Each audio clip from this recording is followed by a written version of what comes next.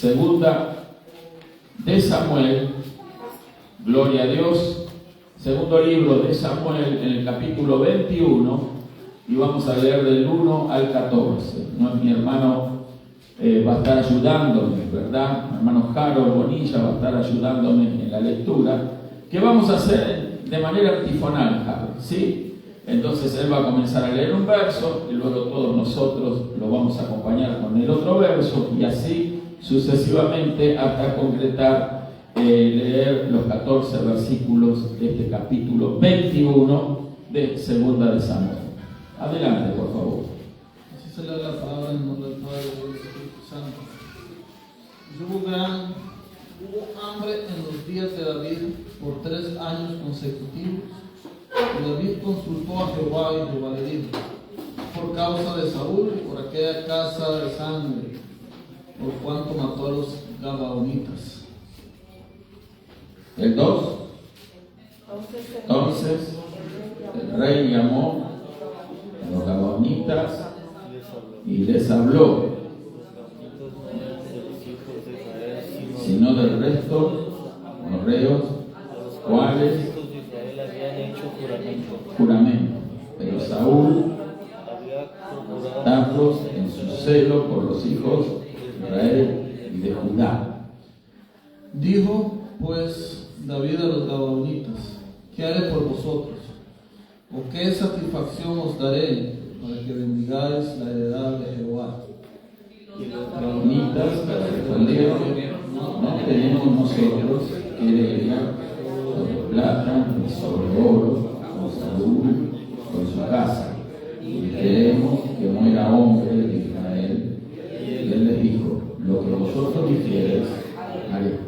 Ellos respondieron al rey de aquel hombre que nos destruyó y que maquinó contra nosotros para exterminarnos, sin dejar nada de nosotros en todo el territorio de Israel.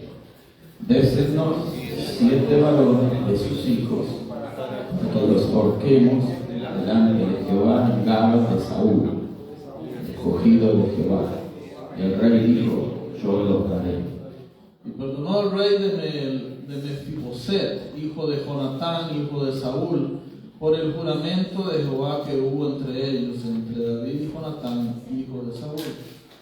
Pero tomó el rey a 2 hijos de Rispa, hija de Ajá, los cuales ella había tenido de Saúl, Armón y Mefiboset, y 5 hijos de Mical, hija de Saúl, los cuales ella había tenido de Adriel, hijo de Barzillai, Meholanita. Y los entregó en manos de los gabaonitas, y ellos los ahorcaron en el monte delante de Jehová, y así murieron juntos aquellos 7, los cuales fueron muertos en los primeros días de la siega, al comenzar la siega de la cebada. Entonces Rispa, hija de Ajá, tomó la tela de silicio y la tendió sobre sí, sobre el peñasco, desde el principio de la siega hasta que cayó sobre ellos agua del cielo. No dejó ninguna ave del cielo que se posase sobre ellos de día ni piedra del campo de noche. Y fue dicho a David lo que hacía Rispa, hija de Ajá, concubina de Saúl. Entonces David fue, tomó los huesos de Saúl, los huesos de Jonatán su hijo, de los hombres de Jabes de Galaad, que los habían hurtado de la casa de San, donde los habían colgado los filisteos, y los filisteos mataron a Saúl en el lugar. E hizo llevar de ahí los huesos de Saúl y los huesos de Jonatán su hijo, y recogieron también los huesos de los ahorcados. Y sepultaron los huesos de Saúl y los de su hijo Jonatán en la tierra de David, en Sela, en el sepulcro de sí su padre, y se hincó por medio de lo que le había mandado, y Dios fue propicio a la tierra después de esto. Amén. Oremos, vamos a estar orando, hermano Pablo, por favor. Padre Celestial, Señor, en esta tarde, Señor, te damos las Gracias, gracias. Señor. Pedimos, Señor, que nos abras el corazón para escuchar tu palabra, escuchar lo que tienes el día de hoy. Que el Espíritu Santo, Señor, esté en nosotros y revelándonos tu palabra en el nombre de Jesús. Amén. Amén. Gracias, Harold. Tomen asiento, hermanos. Gloria a Dios. Bueno, este pasaje, ¿verdad? Es un poco, vamos a llamarlo tétrico, ¿sí? Pero es en las Escrituras y traen enseñanzas para nosotros. En primer lugar, ¿verdad? Escogí este personaje, Rispa. ¿Por qué? Porque era una mujer, y era una mujer que era madre de dos hijos, y por lo tanto ella se preocupó mucho por sus hijos. No tenemos el tiempo para desarrollar todo, ¿verdad? Lo relacionado con Rispa, la situación que ella le tocó vivir, pero me quiero enfocar en el gran compromiso que tenía ella como madre. Vuelvo a repetir, feliz Día de las Madres a todas las madres presentes. Amén. También a las mamás que nos están viendo, ¿verdad?, a través del video. Así que le damos gracias a Dios por aquellas madres que realmente han conocido, han tenido conciencia de lo que realmente han sido llamadas a ser. Madres con compromiso. Y no estoy solamente hablando de madres cristianas, sino de madres que tienen un compromiso, ¿verdad?, total con sus hijos. Llámese la religión que sea, llámese la posición social que tengan, la habilidad que tengan, no importa lo que ellas representen o practiquen o vivan, lo importante es que son madres que aman y velan por sus hijos. Para no hacer muy extensa la historia, bueno, ya lo hemos leído, quise leer los 14 versos de este pasaje para que se pueda comprender mejor, usted lo puede meditar mejor en su hogar, ¿verdad? Entonces, ahí vemos que había un problema en Israel, ¿verdad? Y el rey David se confrontó a ese problema. Había una necesidad, ¿verdad?, que estaba sucediendo, que había hambre, dice, en los días de David por 3 años consecutivos, el verso 1. O sea, que cuando pasan situaciones difíciles en nuestras vidas, situaciones que ponen a prueba nuestra fe, también tenemos que reconocer, bueno, que la prueba la pone Dios para que nuestra fe crezca. Pero ¿por qué tiene que crecer nuestra fe? Nuestra fe tiene que crecer porque en algún momento se debilitó, y se debilita nuestra fe es por alguna razón, hay una causa. Y la causa es que no tomamos en cuenta realmente lo que Dios nos ha hablado, hemos desobedecido, nos hemos hecho un costado, nos hemos olvidado, ¿verdad?, de los preceptos del Señor, los mandamientos del Señor, y entonces optamos, ¿verdad?, con cierta indiferencia ante las demandas, estar indiferentes ante las demandas que el Señor hace con nosotros. Dios tiene todo el derecho de demandar algo de nosotros. Amén. Amén. Creo que estamos todos de acuerdo en esto. Él tiene todo el derecho porque Él es el creador. Todos los hombres deberían de estar, ¿verdad?, considerando siempre cuál es la voluntad de Dios y siempre buscar consultar a Dios en cómo ellos deberían de manejarse entre las relaciones, no solamente con Dios, sino también con todos los demás seres humanos que habitan este planeta. Vivimos tiempos difíciles, ¿verdad? Y vemos que si bien no hay ahora una manifestación de un hambre intensa, a veces hay periodos de hambre, periodos de sequía que se combinan, de enfermedad, que eso hemos sido testigos, ¿verdad?, de pandemias, etcétera.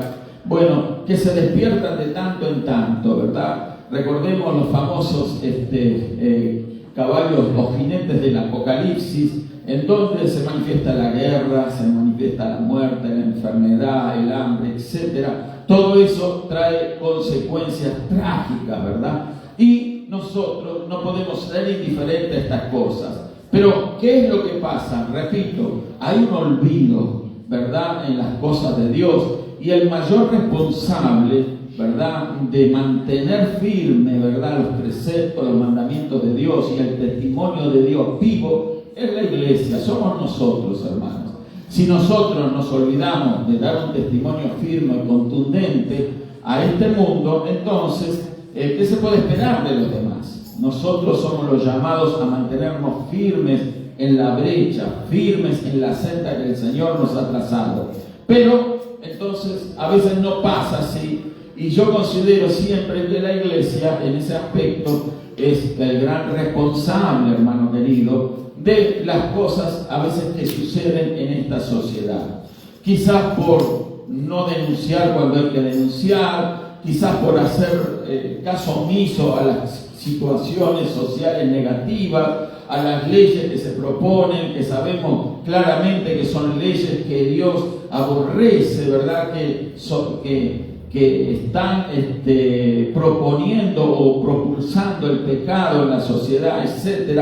Hay muchísimos factores que actúan en contra, ¿verdad?, de las demandas de Dios, de la palabra de Dios y por supuesto de la naturaleza de Dios, que sabemos que tenemos un Dios santo. Amén.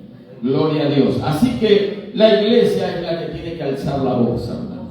Si la iglesia no alza la voz, predicando el Evangelio, proponiendo a la sociedad algo diferente a lo que se está moviendo, lo que se está desenvolviendo, y hacemos caso omiso, nos mostramos indiferentes, es entonces donde el enemigo tiene mayor oportunidad de apretar, de hacer su trabajo, de destrucción, hermanos queridos, y lo que primero que va a tratar de destruir es la fe del pueblo de Dios. Sabiendo el diablo estas cosas, porque tenemos un enemigo muy astuto, él va a tratar siempre de apuntar contra la iglesia, de destruir la fe de Dios, la fe en Dios, de destruir la convicción cristiana, de destruir nuestra fe. ¿De qué forma? Poniendo entre nosotros divisiones, sospechas, dudas. Él es experto en esas cosas. Cuando usted ve que alguien está influyendo negativamente, ¿verdad?, en la vida de otras personas o de usted mismo, influyendo negativamente, sembrando dudas, sembrando sospechas, hablando negativamente de aquí y de allá, especialmente en contra de la iglesia, en contra del pueblo de Dios, siempre hay algo negativo que aportar y nada de positivo. Vamos a estar mirando en los próximos reuniones esto de la importancia de hablar lo positivo que Dios nos habla en las Escrituras. Pero cuando alguien se propone hablar negativamente, tenemos que considerar que estamos enfrente, ¿verdad?, de un agente del enemigo que consciente o inconscientemente se presta a esa situación. Así que tenemos que ser sabios, hermanos. La Biblia nos dice que el Señor Jesús, ¿verdad?, dijo que tenemos que ser mansos como palomas, pero astutos como serpientes. En el buen sentido de la serpiente, no como estábamos hablando anteriormente, pero tenemos que ser astutos, tenemos que discernir las cosas, no nos tenemos que tragar cualquier cosa. Amén. Tenemos que analizar, tenemos que sopesar todo con la palabra de Dios, nuestras propias actitudes, nuestra propia vida, mirar para adentro, no mirar para afuera tanto, sino mirar para adentro. Este es un trabajo que lo necesitamos hacer todos, gloria a Dios. En primer lugar, yo mismo, ¿verdad? Entonces, todos estamos involucrados en esto y todos tenemos que adquirir conciencia del tiempo que vivimos, conciencia de quiénes somos y obviamente conciencia de Dios. Cuando usted tiene conciencia de Dios, usted va a aprender entonces a mirarse a sí mismo de alguna forma como Dios lo mira, ¿sí? Y nos vamos a ir descubriendo que hay tantas carencias en nosotros, cuántas áreas de necesidad que tenemos que suplir. Pero bueno, avanzando en esto, Dios puso, ¿verdad?, esta prueba para que se resuelva un problema de muy larga data en Israel. Dice que David, ante esta situación, consultó a Jehová y le dijo, Dios le dijo, es por causa de Saúl y por aquella casa de sangre por cuanto mató a los gabaonitas. Saúl era un hombre, ¿verdad?, cruel. Todos conocemos la historia de Saúl, ¿verdad? Y terminó como terminó, negativamente, ¿verdad? Pero todos los hechos negativos de Saúl no se quedaron terminados con su muerte. Aquí vemos que a veces los errores que cometemos en nuestra vida no terminan cuando desaparecemos nosotros de esta vida. A veces quedan, ¿verdad?, las consecuencias que se pueden perpetuar por generaciones en nuestros hijos, nuestros nietos, nuestra descendencia. Bueno, ahora se había perpetuado una situación negativa estaba en la nación de Israel. Y David se percató, tuvo conciencia. ¿Y qué hizo David? Consultó con Dios. Eso nos da a nosotros la pauta, que es lo que tenemos que hacer cuando hay negatividad que nos rodea, cuando hay algo que nos molesta, cuando algo que está sucediendo en nosotros, que nos intranquiliza. Consultar con Dios. No consulte con la hermana, con el hermano, con el pastor, con la jefa, por aquí y allá. Consultemos con el Señor, porque el Señor siempre está presto para escucharnos. El Espíritu de Dios está con nosotros, así que siempre Él va a aconsejarnos. No nos olvidemos que el Espíritu Santo es una persona. Amén. Gloria a Dios. Así que consultemos con el Señor como lo hizo David. Y Dios le respondió a David, ¿verdad? Y le dijo esto por causa de Saúl. Lo que hizo Saúl no estuvo bien. Y a pesar de que ya no vivía más Saúl, pero ahora estaba la consecuencia del pecado de Saúl. Hay consecuencias por los pecados que cometemos, hermano. Hay personas que dicen, bueno, yo después nadie me vio, nadie sabe, nadie se enteró, nadie se va a enterar. Pero sí, el mundo espiritual sabe todas las cosas que nosotros pensamos que todo el mundo ignora.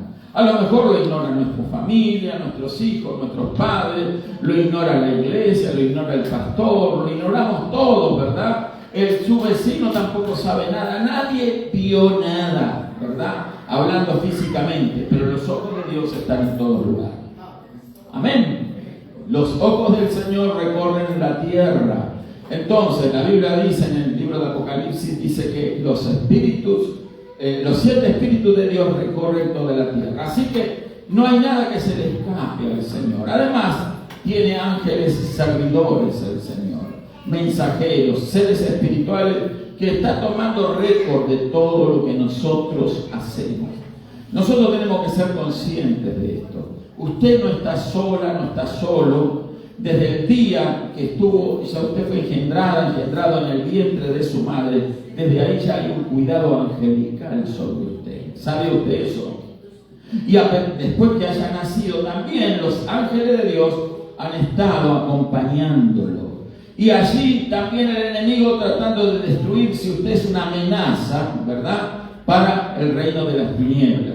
Pero Dios precisamente nos ha rodeado de su favor, de su protección, de su cuidado, porque sabe que Él tiene que cumplir un propósito con nuestras vidas. Amén. Usted no nació por nacer. Usted no es una casualidad. Usted no está aquí sencillamente porque un día sus padres quisieron tener un bebé, quisieron tener hijos. No se trata de eso. Usted está aquí porque Dios tiene un plan. Usted no es una casualidad. Usted es algo que Dios se ha propuesto en la eternidad y llegó el tiempo de que usted apareciese en esta vida y hoy está con vida y está aquí escuchando esta palabra. Y yo le tengo que decir que retenga esta palabra, no se la olvide nunca. Usted es alguien con un propósito divino. Amén. Gloria a Dios. Bueno, David sabía cuál era su propósito, pero él quería saber por qué estaba Israel sufriendo esa necesidad tan fuerte. ¿Por qué el mundo sufre, hermano? Hay una causa para el sufrimiento. Los sufrimientos no vienen sencillamente porque, el diablo tiene amo y señor de este mundo y tiene la capacidad de destruir, de enfermar, de causar sufrimiento a la gente. No. Dios tiene una salvaguarda sobre todos los seres humanos. Sí, pero cuando se abren las puertas espirituales, ¿verdad?, de las personas, hay unas puertas que no vamos a hablar ahora de cuáles pueden ser, infinidad de puertas. Entonces el enemigo va a entrar y va a actuar y va a conseguir el propósito. Y ya sabe lo que dijo el Señor acerca de Satanás, el diablo, que él vino para matar, para robar, para destruir. Él vino para causar dolor, daño, destrucción. La culpa siempre, pero siempre es del diablo. Amén. No le vamos a atribuir ninguna culpa a Dios. ¿Por qué? Porque si nos toca pasar por un momento difícil, es porque nosotros en alguna área de nuestra vida hemos fallado. Entonces tenemos que analizar, discernir y tomar una actitud diferente frente a los problemas, arrepentirnos de los pecados y entonces Dios va a perdonarnos, va a liberarnos. Pero si usted se mantiene tercamente, ¿verdad?, en el pecado, se mantiene en una convicción equivocada, obviamente que nada va a hacer Dios, porque Dios es muy respetuoso de las decisiones de su criatura, especialmente de los seres humanos. ¿Por qué? Porque los seres humanos hemos sido dotados con la capacidad de razonar, de pensar y de decidir. Amén. Por lo tanto, Dios le va a dar a usted, ¿verdad?, la posibilidad de decidir cómo quiere vivir su vida. Si usted se quiere ir al infierno, bueno, váyase tranquilo al infierno. Pero si usted se quiere salvar, entonces usted tiene que hacer como Dios le propone: confesar a Cristo, salvarse, y entonces de esa manera cambiar su estilo de vida, cambiar todas las cosas, porque de otra forma entonces no va a poder ser que usted vaya un día al cielo, a recorrer las calles del cielo, a estar en la eternidad con el Señor. No, hay una horrenda expectación, ¿verdad? Una horrenda expectación para todos aquellos que viven lejos de Dios, que se apartan, que menoscaban, que menosprecian las cosas de Dios. Si usted menosprecia la palabra de Dios, entonces usted está en grave peligro, hermano querido. Se lo tengo que decir. Si usted no toma en cuenta, si usted no considera qué es lo que Dios le habla, lo que este libro propone, entonces usted prácticamente está en un grave peligro. Si usted dice, bueno, yo soy cristiano a mi manera, muchas personas me dijeron eso: mire, usted tiene su forma de pensar, yo la respeto, pero yo soy cristiano a mi manera. Yo sé que Dios tiene misericordia, que Dios es amor, y entonces un día voy a estar con el Señor. ¿Sabe lo que significa eso? De que ellos son los dioses de sí mismos. Ellos proponen de qué forma tienen que vivir, porque no conocen la Escritura, y si no conocen la Escritura, no conocen a Dios y sus demandas. Amén. ¿Cuántos alaban al Señor? Gloria a Dios. Bueno, entonces David, dócil a lo que el Señor le dice, entonces va y habla con los gabonitas, y los gabonitas le explican: mira, esto, el problema es que lo que hizo Saúl. Y bueno, ¿qué es lo que ustedes quieren para resolver este tema? Porque Dios, David, el rey David, quería resolver los problemas de su nación. Él amaba intensamente a su nación, Israel, así como usted ama, ¿verdad?, su tierra, su país, esta nación, etcétera. Usted ama a Dios, usted ama a la iglesia, entonces usted va a preocuparse, ¿verdad?, o ocuparse de las cosas de Dios. Bueno, David era esta persona, él amaba, ¿verdad?, a Israel, y entonces le dijo: bueno, lo que vosotros dijeres, haré yo. Lo que ustedes me pidan, yo lo voy a hacer para resolver esto. Y los gabonitas le respondieron: no tenemos nosotros querella sobre la plata ni sobre oro con Saúl. El asunto no era de dinero, ¿sí? No era de dinero, ni de plata ni de oro. Dice: ni sobre oro con Saúl ni con su casa, ni queremos que muera hombre de Israel. Nosotros no estamos en contra de Israel. Y él les dijo: lo que vosotros dijeres, haré. Ellos respondieron al rey: de aquel hombre que nos destruyó y que maquinó contra nosotros para exterminarnos sin dejar nada de nosotros en todo el territorio de Israel, escuche lo que pidieron: désennos 7 varones de sus hijos, para que los ahorquemos delante de Jehová. Ellos querían 7 varones de los hijos de la descendencia de Saúl, para que ellos los ahorcaran. Así se arreglaban las cosas de ese estilo en aquella época, ¿verdad? Entonces,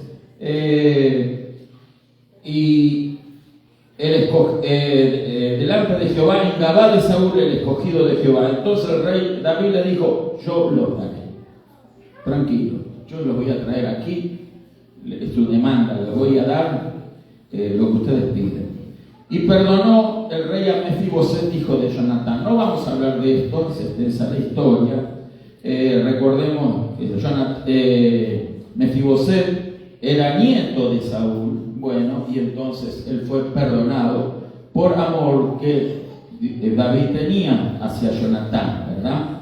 Además le había hecho, ¿verdad?, un juramento de que siempre habría de la descendencia de Jonatán quien se sentaría en su mesa. Pero no es el tema ahora para estar compartiendo.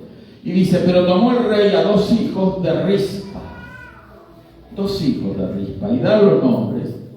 Hija de Ajá, los cuales ellos habían tenido de Saúl, Armoni y Mefiboset. Este no es el mismo Mefiboset, es otro. El nombre de Mefiboset se repetía, ¿verdad? Como, ¿cuántos José hay acá? ¿Verdad que hay muchos? A ver, José hay uno aquí. ¿Hay alguien más José? Bueno, no veo.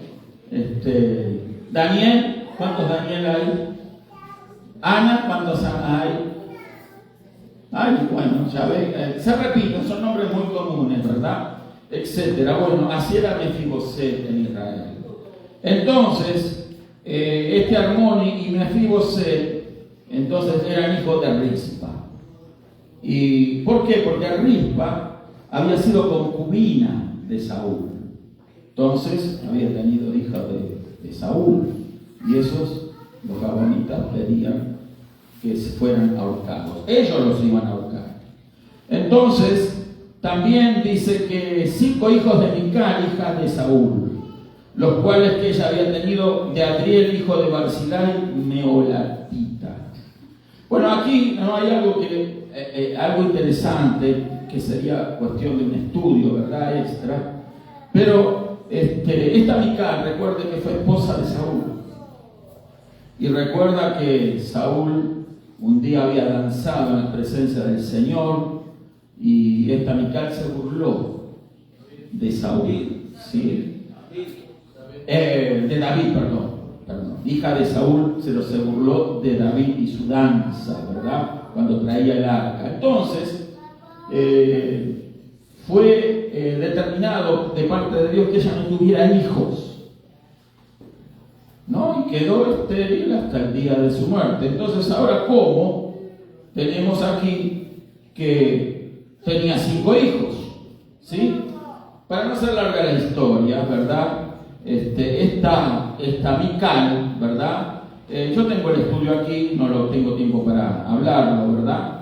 Si usted lo quiere, después yo le puedo dar una copia de esto.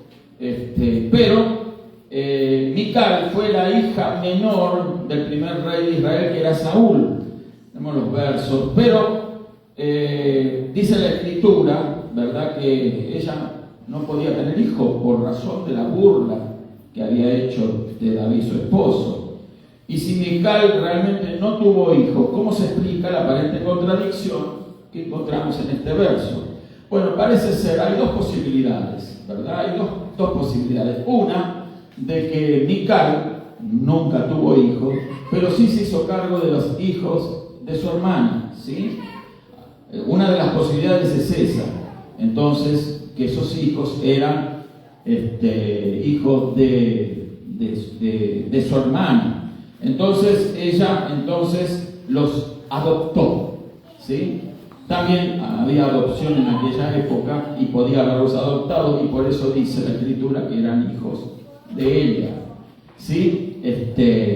Tenemos que sujetarnos a lo que dice la palabra de Dios. Hay otra posibilidad que los estudiosos, comentaristas, historiadores dicen, de que entonces, si no era esto, lo que estamos hablando de la adopción de estos 5 hijos, que no los tuvo directamente ella, pero sí era ella madre adoptadora de estos muchachos, ¿verdad? Entonces, que fue un error de los copistas. Copistas eran aquellos que reescribían las escrituras y confundieron, ¿verdad?, el nombre de Mical con el de Merab, que era su hermana, que se había casado con Adriel meolatita. Por eso, estos hijos es probable que hayan sido hijos de esta Merab, ¿verdad? Y luego, entonces, al morir Merab, ella adoptó a esos niños. Bueno, esa es una de las posibilidades. Y algunos copistas confundieron el nombre. De Merab, tenían que haber puesto Merab, bueno, y pusieron Mical, ¿sí? Puede suceder, puede ser, pero como sea, no me quiero enfocar en eso ahora, porque lo que me quiero enfocar y lo más importante es el carácter de Rispa. ¿Por qué? Porque ahora vemos de que esta mujer, cuando sacaron los hijos, los entregaron a los gabaonitas, ellos los ahorcaron, ¿sí? Los ahorcaron, y la ley decía que este tipo de ejecución tenían que permanecer, ¿verdad?, los cuerpos de estas personas que eran ejecutadas para que sean devoradas por las fieras o por las aves de rapiña, ¿verdad? Entonces, que se descompongan allí los cadáveres y que no quede nada de ellos, solamente sus esqueletos, porque entonces las aves de rapiña o las fieras, ¿verdad?, depredadoras, entonces los consumieran. Pero Rispa no quería eso para sus hijos. Rispa tenía una convicción de que eran hijos de Saúl, que Saúl era un rey. Amén. Y por lo tanto, al ser ellos hijos de un rey, eran príncipes. Y si eran príncipes, ¿verdad?, no importa la condición o la situación que ellos estaban viviendo, no sabemos nada acerca de estos dos muchachos, pero sí que Rispa los amaba intensamente. No sabemos ni bien ni mal de ellos, ¿sí? Pero una cosa sabemos, eran hijos de Saúl. Por eso calificaban para la demanda de los gabaonitas. Ellos querían justicia de esa manera y David se lo proporcionó. Entonces fueron ejecutados y Rispa durante 5 meses, dice la escritura, de que estuvo custodiando sus cadáveres. ¿Qué significa eso? De que durante 5 meses, de día y de noche, esta madre que amaba a esos hijos, ¿sí?, custodiaba sus cadáveres, sus cuerpos inertes. ¿Para qué? Para que las aves no llegaran a aquel lugar. Imagínense que ya el olor atrae las fieras, atraen las aves de rapiña. Ese es el trabajo que tienen estas aves, ¿verdad?, de limpiar la carroña en los campos para que eso no provoque enfermedades, ¿sí? Dios es muy sabio, creó esas aves para esa función, para ese trabajo, pero ahora ella no quería que sus hijos fueran consumidos de esa manera, sino que sus hijos un día fueran sepultados como creía ella que merecían. Eran hijos de un rey. Amén. Entonces esos hijos necesitaban ser sepultados y ella tenía esa convicción a rajatabla. Y no solamente que la convicción la tenía el valor, la determinación de que así sea. Por eso no se apartó de sus hijos muertos. Cuando venían las aves las espantaba. Cuando era de noche y venían las fieras las espantaba también. De día y de noche ella estaba velando a sus hijos y estaba guardando sus cadáveres. Hoy en día, queridos hermanos, muchas madres que también tienen ese tipo de actitud, y en eso me quiero enfocar nomás ahora para terminar. Esa actitud valerosa, determinada, el amor de la madre por sus hijos, sin importar el carácter, la condición, que los hijos hicieron bien o que los hijos hicieron mal. ¿Sí? Pero nosotros tenemos que comprender las cosas desde el punto de vista espiritual. Todos nosotros, dice la Escritura, el apóstol Pablo nos dice que estábamos muertos en delitos y en pecados. Amén. En otras palabras, nosotros estábamos lejos de Dios, apartados totalmente de Dios, y no había verdadera vida espiritual en nosotros. Vivíamos porque el aire es gratis, respirábamos por eso, sin saber por qué habíamos nacido, a dónde íbamos, sin conocer a Dios, muchos de nosotros, sin tener noción, ni conocimiento, ni discernimiento de quién era Dios, ni quién éramos nosotros, por qué estábamos en donde estamos, por qué nacimos, a dónde vamos. Bueno, la mayoría del mundo que no conoce a Dios vive de esa manera. Pero aún así, dice la Biblia, de que son seres que tienen un alma, pero su espíritu está apagado, están muertos espiritualmente.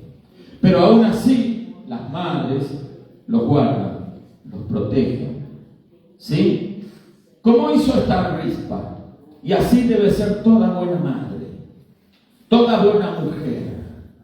Proteger a sus hijos, sin hacer miramiento de su condición. Una vez alguien me dijo, no, mi hijo está en una cárcel, pero él está ahí porque se lo merece. Perfecto, sí, cometió un error, delinquió, traficó droga, no sé cuál era el motivo real de lo que le pasaba. Entonces estaba en una cárcel, ¿sí? Pero eso no quitaba que era su hijo. Amén. Eso no quitaba que, al igual que Rispa, esta madre tenía que tomar una determinación de velar por aquel que estaba muerto espiritualmente, como estábamos todos nosotros.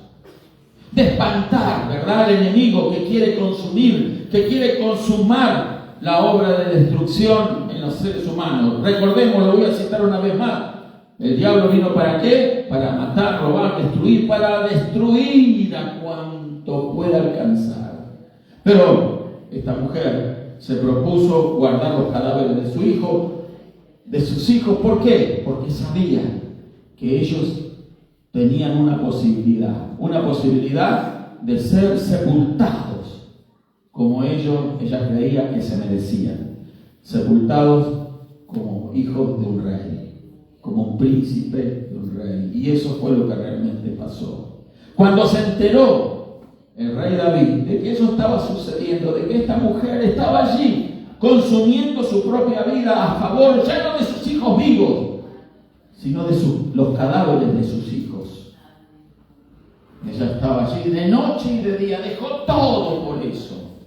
El objetivo de su vida en ese momento era ese: guardar a sus hijos, a los cadáveres de sus hijos. No solo los amaba, ¿verdad?, en su vida, sino que los amaba aún después de muertos. Ese es el amor de una madre. El amor que no tiene miramientos con nada, ni con nadie. Una madre que es realmente una leona espiritual que lucha y batalla por sus hijos. Amén. No sabemos mucho de Rispa. No era una mujer predominante en la sociedad israelí. Sencillamente había tenido hijos de Saúl. ¿Sí? Como aquel, ¿verdad?, industrial, empresario, hombre rico, adinerado, que tiene hijos con cuántas mujeres. ¿Sí? A lo mejor no sabemos si era una mujer promiscua, no sabemos si era una mujer que amaba a Dios y amaba los mandamientos de Dios. Una mujer insignificante. ¿Sí? Pero era una mujer que tenía esta cualidad, de la cual no debe de carecer ninguna de las madres: amar intensamente a sus hijos. Ella, repito, no permitió que las fieras ni las aves de rapiña dañaran los cadáveres de sus hijos. 5 meses. No fueron un par de días, ni una semana, que podía haber agotado, ¿verdad?, a cualquier persona. Yo he conocido madres que han estado acompañando a sus hijos en un hospital durante semanas, pero aún estaban con vida. Y una vez alguien me dijo, bueno, ya se murió, no resta más que sepultar y ya superar esto. Perfecto, sí, pero los hijos, una madre nunca los olvida. Amén, nunca los olvida. Y esta Rispa no olvidaba el propósito para el cual habían nacido estos hijos. Eran príncipes, pero ahora no gozaban de reconocimiento alguno. Pero esta madre iba a hacer que ese reconocimiento, ¿verdad?, se diera, se manifestara. Ella iba a conseguir lo que se había propuesto. 5 meses le dijeron a David, Rispa está ahí, parece que perdió la razón, la loca está ahí, que deje ya esos cadáveres. Por la ley nadie los puede tocar ni sepultar. Tienen que ser consumidos por las fieras. Pero el rey David, que era un hombre según el corazón de Dios, dijo: no, yo voy a ir ahí. Y tomó los cadáveres de estos muchachos y él hizo un funeral, hermano. Un funeral al nivel de un príncipe. Y esos cadáveres fueron sepultados como debía de ser. Podemos dar gloria a Dios por eso. Ese es el amor de Dios, hermano, actuando en David. Nuestro David, el Señor Jesucristo, un día también tuvo compasión de nosotros. Y un día que nosotros hemos nacido muertos en delitos y pecados para vivir por la eternidad separados de Dios, un día llegó también aquel que murió por nosotros y nos tomó y fuimos incluidos en Él, sepultados en Él, o sea, metidos en Cristo. Usted y yo ahora ya no vivimos por nosotros mismos, ahora vivimos porque el Señor Jesús vive. Y bien, si bien el Señor Jesús vive en nosotros, nosotros vivimos en Él. Si hay algo que nosotros podemos dar gloria, es que el Señor nos ha recibido Él a nosotros. Nosotros estamos metidos en el corazón del Señor. A veces pensamos y decimos: bueno, recibamos al Señor Jesús, que entre el Señor Jesús en nuestros corazones. Pero el mayor privilegio que tiene el Señor no es que lo recibamos a Él, sino que Él nos recibe a nosotros. David es una figura, un tipo de Cristo, ¿verdad? Que va a sepultar a alguien. El Señor nos sepultó dentro de Él. Con Cristo juntamente fuimos crucificados, dice la palabra. Con Cristo fuimos a la cruz. Ahí cuando Él fue crucificado estaba usted, estaba yo. Estábamos muertos en delitos y en pecado espiritualmente, pero Él fue crucificado para que usted y yo viviéramos. ¿Por qué? Porque Él dio su vida por usted y por mí. Y al tercer día la Escritura dice que Él resucitó de entre los muertos. Y nosotros también resucitamos con Él, porque estamos metidos en el corazón del Señor.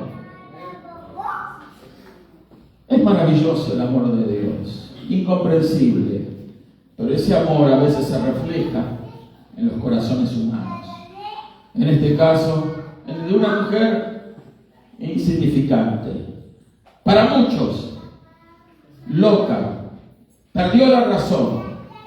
Era algo que nadie haría. Era algo que hasta el día de hoy no creo haber escuchado algún otro testimonio de algo semejante. Pero este libro lo menciona. El corazón de una madre que ama a sus hijos. Rispa no era cualquier mujer. Era una mujer que tenía el corazón de madre. El corazón de una madre también inflamado por el amor de Dios. Vamos a ponernos de pie en esta hora.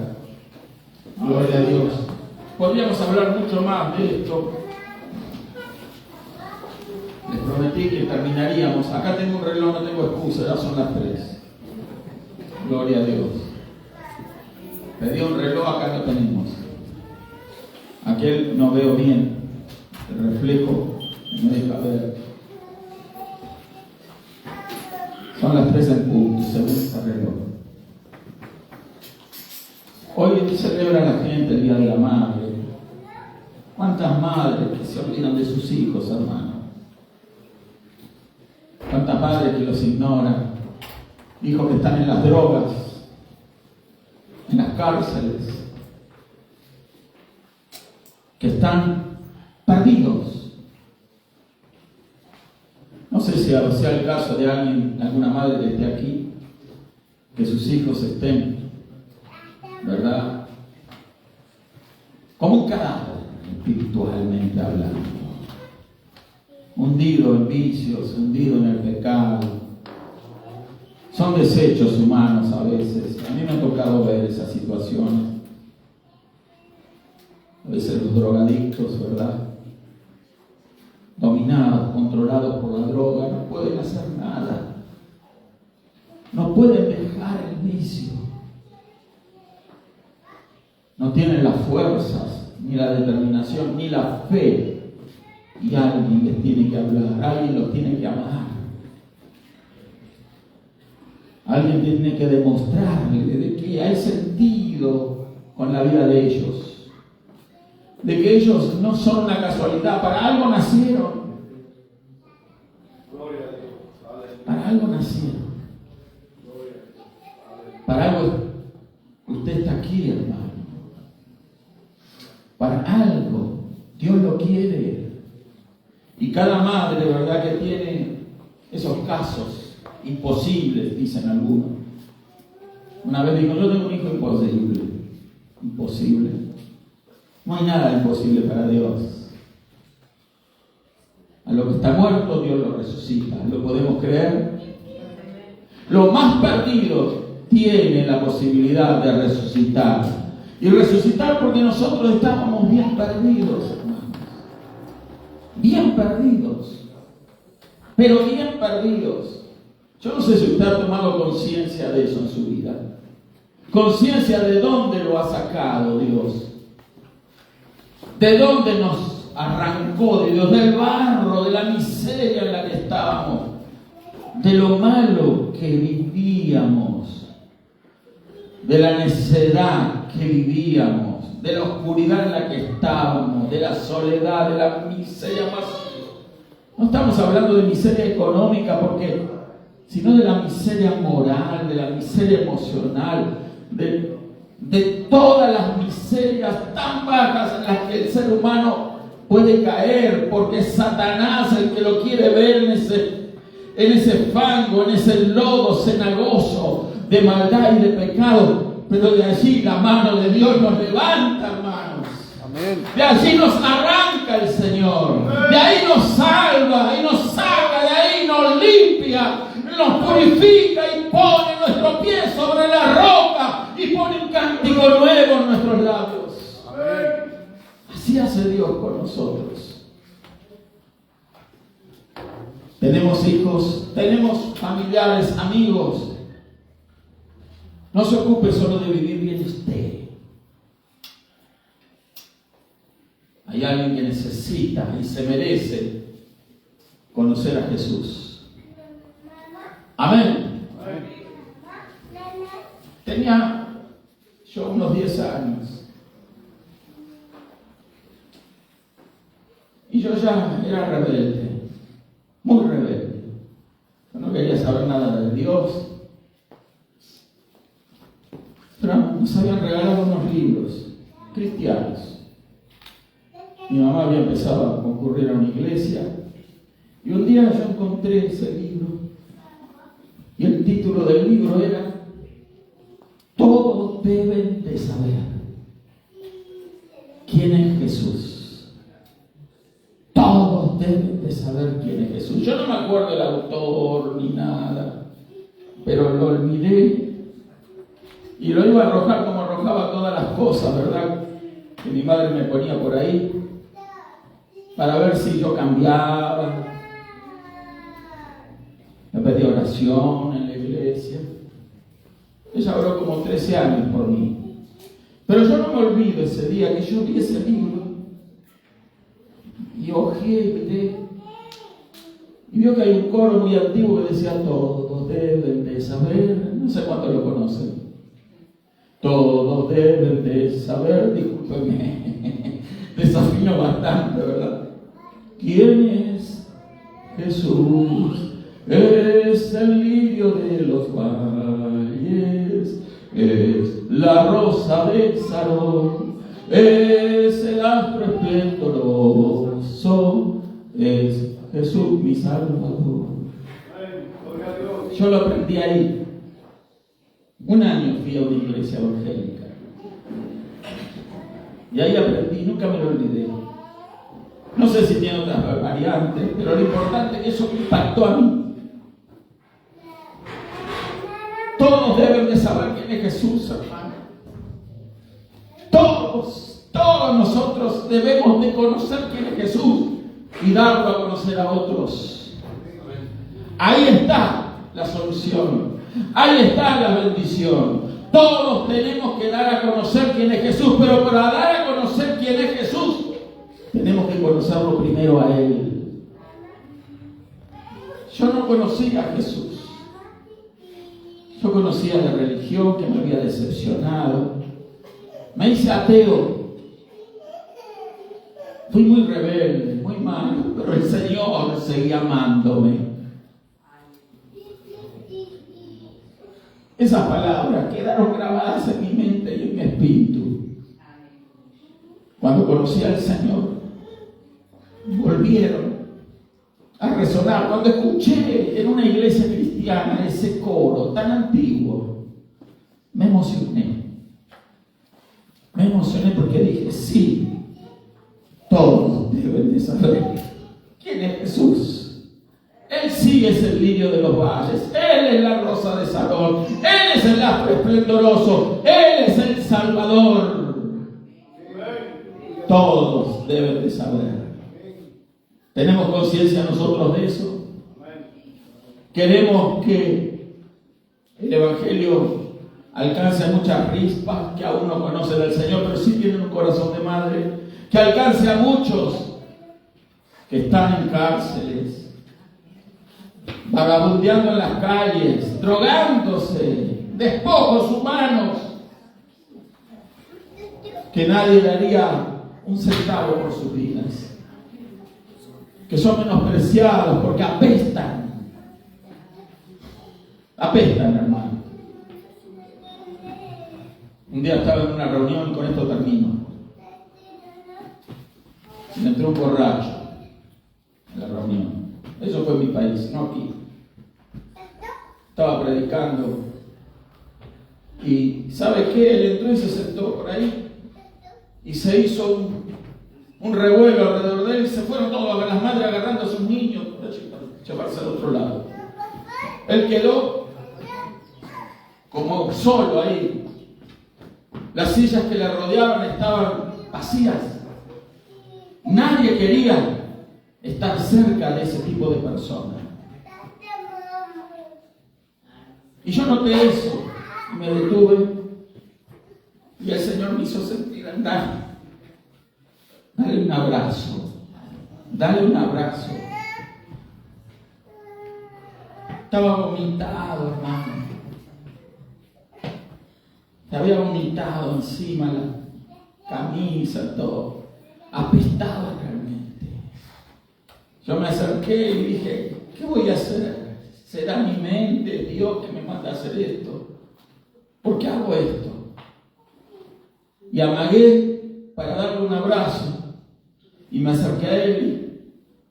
Y este señor, que en su inconsciencia por el alcohol, pero todavía algo percibía. ¿Qué va a hacer este? Y yo al notar eso, que él no esperaba ese tipo de reacción, yo me abracé, lo abracé, hermano. Hedía. Me dio asco. Sí, me dio asco. Tengo que confesarle que me dio asco. Pero ese hombre adquirió una docilidad. Parecía que él estaba en la gloria porque alguien le había dado un abrazo. ¿Quién lo iba a abrazar si en la casa lo odiaban? A lo mejor llegaba a su casa y sus hijos, decepcionados con él, ¿verdad?, lo echaban a patadas. Los vecinos no lo querían.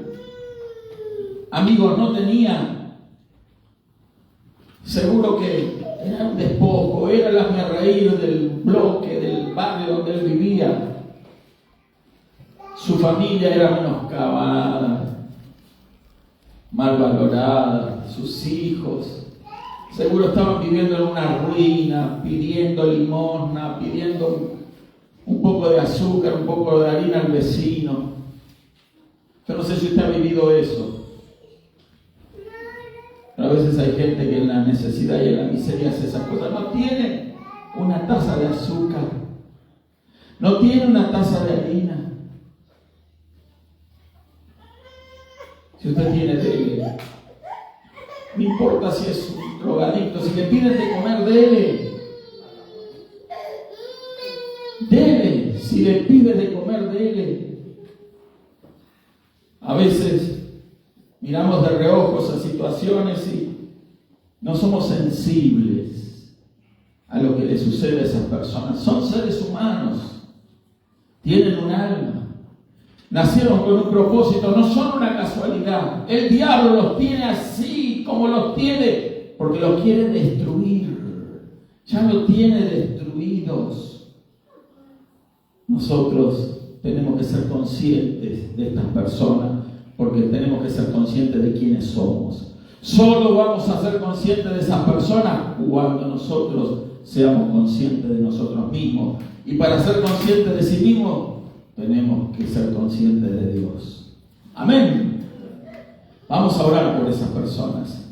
Pero yo invito a que pueda pasar acá al frente. Pase acá al frente con confianza y párese ahí. Y vamos a orar todos juntos. Si hay alguien que desea pasar, pase acá. Vamos a orar por usted. Pero si usted no tiene una necesidad, párese ahí. No hace falta que llegue acá. Pase ahí en los mosaicos.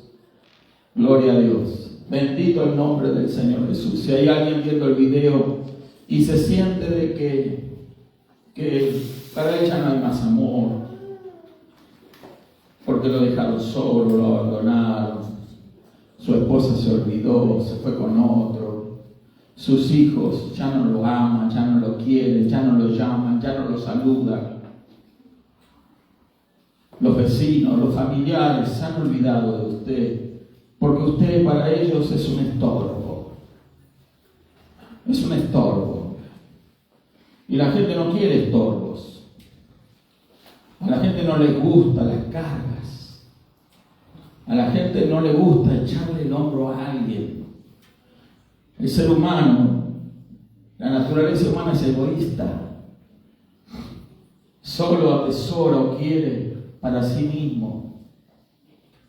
Solo quiere satisfacer su engañoso corazón y piensan que están haciendo la obra de Dios. Pero yo, pastor, yo me ocupo de mi familia, de mis hijos, no le falta nada. Perfecto. Claro que sí, qué bueno que tengamos la oportunidad de ser así. Pero no nos olvidemos que aunque alguien no sea su familia, no tenía nada que ver David con estos jóvenes. Él cumplió con lo que Dios le había mandado hacer. Haz lo que te pidan. Los entregó para que los ahorquen. Pero después, él fue cuando se enteró de lo que estaba pasando a Rispa. Los recogió y los sepultó. Los sepultó como a príncipes en Israel. ¿Cuánto dan gloria a Dios? Así el Señor un día nos sepultó en su corazón. Cuando usted se bautizó, usted entró en el corazón de Cristo. Usted fue llamado a ser parte del Señor. El Señor con usted y usted con el Señor. Somos uno con Él. Si no entendemos eso, no entendimos nada. Si no entendimos eso, usted no entendió nada, hermano. No entendimos nada del Evangelio. Ya no vivimos más nosotros. Si usted está allí en el banco, busque a alguien, una hermana, otra hermana, y le dé un abrazo. No escoja usted a quién le va a dar un abrazo. Un hermano también. No escoja. Cierre los ojos y el primero que está allí le da un abrazo. No ande buscando cómo está vestido, cómo está, si se puso colonia, perfume. No esté buscando eso. Amén. Denle un abrazo. Un abrazo. Alguien más por ahí atrás lo puede hacer. Hágalo. Busque otro. Qué bueno que abrace a su hija, hermana. Busque otra hermana también. Hágalo. Gloria a Dios. Yo no puedo ir tanto, pero A ver, ven para aquí, Silvano. Yo quiero darte un abrazo a ti. Acá tenemos a los hermanos también. Gloria a Dios. Denle un abrazo. Denle un abrazo. No tenga temor si nadie lo va a comer a usted. Amén. Gloria a Dios. Aleluya. Gloria a Dios. Denle un abrazo a su hermana, a su hermano. Denle un abrazo. Gloria a Dios. Usted no sabe lo que puede estar pasando a esa persona. Aquí hay jovencitas, hay jovencitos. Que alguien venga y les dé un abrazo, por favor. Amén. Vamos, muévase del lugar donde está. No tenga pena. Acá hay varias personas, varios hermanos, hermanas. Hay hermanos. Denle un abrazo. Denle un abrazo, hermano. Alguno necesita recibir ese abrazo. Y si usted se lo niega, si usted le niega un abrazo a él, recuerde que lo que sembramos, eso cosechamos. Usted va a cosechar lo que sembró. Gloria a Dios. Dios te bendiga, hermano. Dios te bendiga, hermano. Hay quienes pasan luchas y dificultades. Algunos quizás tuvo una lucha para llegar hoy aquí a este lugar. Quizás a alguien de su familia no le gustó que venga a la reunión. Gloria a Dios. No se fije a quién va a darle un abrazo. Obviamente a su esposa, a su esposo, usted le da un abrazo todos los días. ¿Ok? Dele a una hermana, a un hermano, un abrazo. Gloria a Dios. Gloria a Dios. Aquí hay jovencitos, hermanas, denle un abrazo a las jovencitas. Denle un abrazo. Ay, pastor, yo voy a abrazar a mi hijo. Claro, sí, abrace a su hijo. Pero no se olvide de abrazar a alguien más. Amén. Una jovencita a otra jovencita. Un varón a otro varón. Un abrazo fraternal. Fraternal. Un abrazo que diga algo. Que diga algo. No hay que decir palabras. Las acciones dicen más que muchas palabras. Ya abraza a tu jovencita.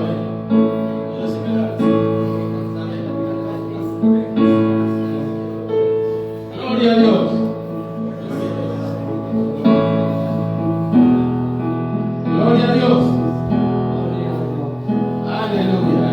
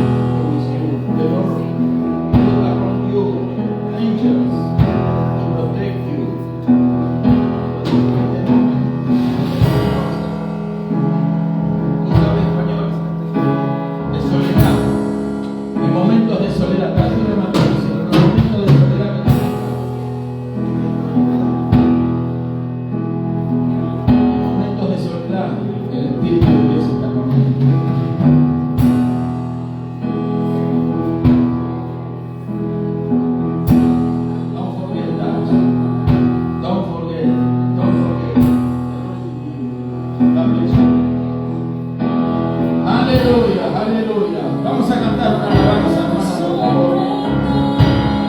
Gloria a Dios.